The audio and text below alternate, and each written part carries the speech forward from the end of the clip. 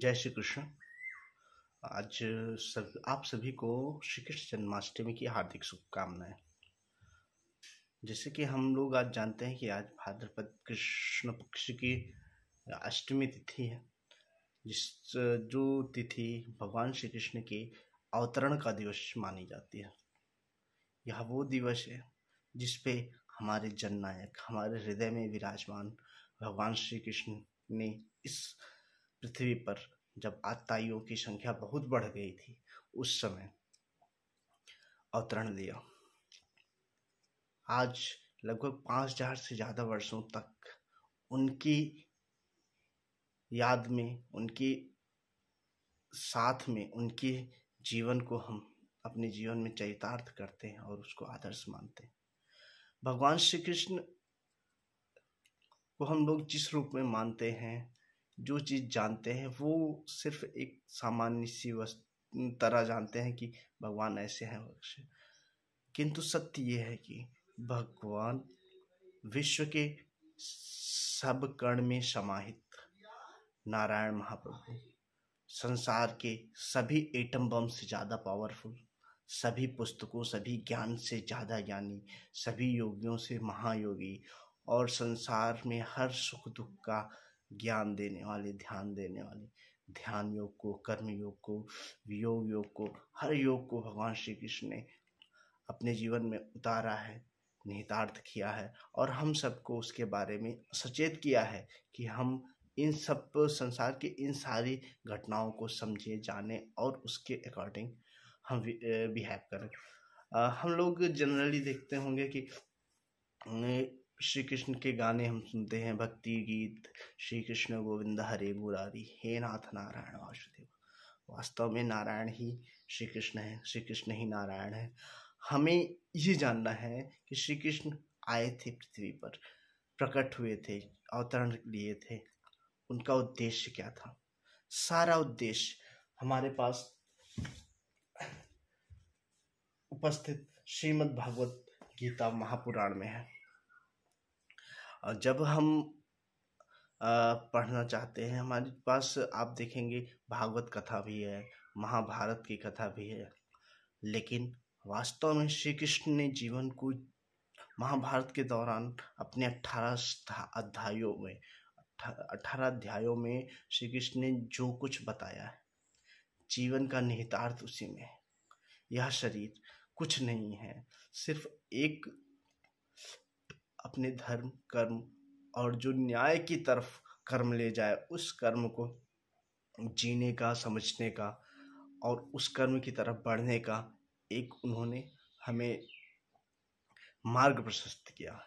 हमें चाहिए कि हम हमेशा जो भी कर्म करें, हमेशा न्याय को देखते हुए कभी किसी का शोषण नहीं करना चाहिए। भगवान श्री कृष्ण महाभारत के युद्ध के पहले गए थे दुर्योधन और बाकी कौरवों से मिलने कि युद्ध टाला जाए, और क्या मांग थी उनकी कि पांडवों को केवल 5 छोटे छोटे गांव दे दिया जाए जिससे वो अपना जीवन यापन कर सके। हालांकि हिस्सा तो उनका आधा था, लेकिन उन्होंने केवल 5 गांव मांगे। लेकिन फिर भी दुर्योधन जैसे मूर्ख व्यक्ति ने भगवान को बांधने की कोशिश की थी। उसी पे दिनकर जी ने एक बहुत ही अच्छी कविता लिखी है, हाँ हाँ दुर्योधन बांध मुझे करके। आपने देखा होगा कि जब वो विशाल काय शरीर हो गई तो सारी हिम्मत समाप्त हो गई। अब वो आत्मा परमात्मा श्री कृष्ण, जिनके हम अंश हैं, क्या हम उनके द्वारा दिखाए गए मार्ग पे नहीं चल सकते? वो हमारे कर्णधार, हमारे जीवन के आधार, हमारे ज्ञान के आधार, हमारी शक्ति के आधार, हमारी ऊर्जा के आधार श्री कृष्ण ही है।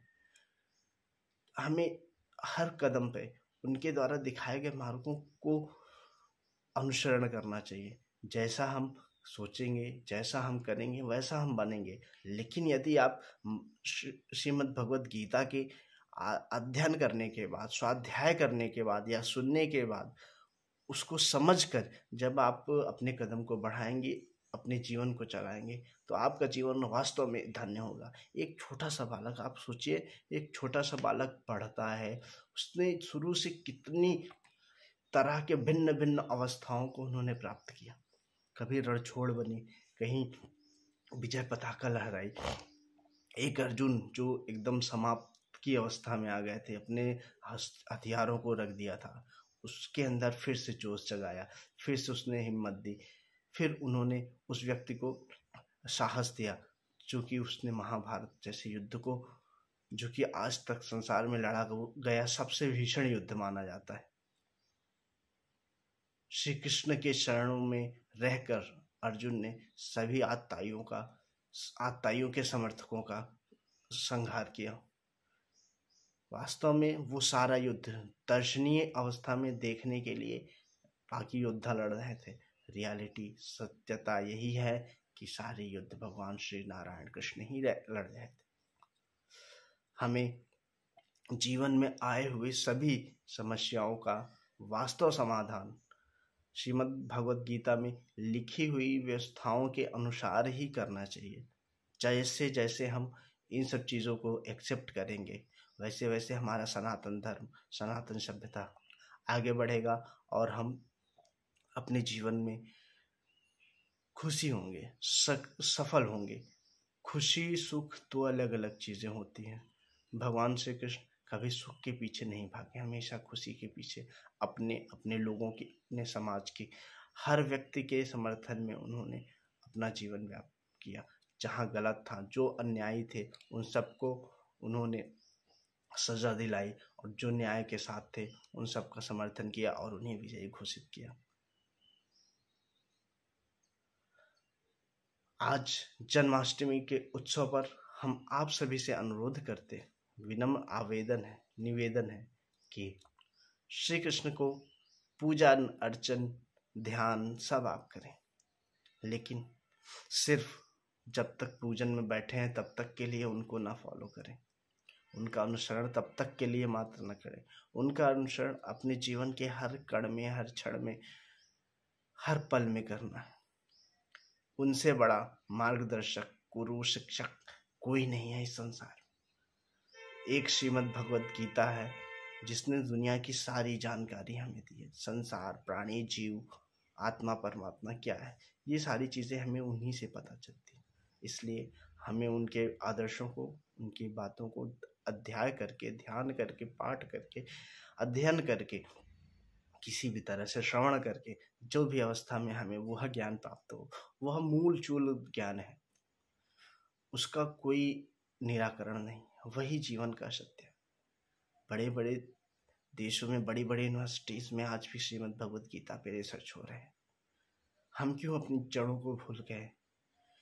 हम आप सबसे अनुरोध करते हैं कि अपने घर में एक श्रीमद् भगवद गीता की स्वाध्याय पुस्तक रखिए और उसमें अध्ययन करिए। 18 अध्याय हैं, हिंदी संस्कृत दोनों भाषा में अवेलेबल है, आप उसको पढ़ सकते हैं। हमारे पास भी एक पुस्तक है, आप देखते होंगे, ये बहुत पुरानी किताब, ध्यान से पढ़ेंगे। श्रीमद् भगवद गीता ये मेरे बाबा जी के द्वारा खरीदी गई श्रीमद् भगवद गीता की पुस्तक है, जिसका अध्याय मैं स्वयं करता हूँ। तो आप लोगों से अनुरोध है, कृपया इस तरफ आगे बढ़ें। साइंस पढ़ें, साइंस में कोई इशू नहीं है, हिस्ट्री पढ़ें, ज्योग्राफी पढ़ें, सब पढ़ें, लेकिन जीवन में एक बार, 2 बार, 3 बार, जब तक आपको श्रीमद् भगवद गीता समझ में ना आ जाए तब तक उसका अध्ययन करते रहें, क्योंकि उससे बड़ा ज्ञान इस संसार में किसी भी पुस्तक में नहीं है, किसी भी शक्ति में नहीं है। जय श्री कृष्ण, जय श्री राधे।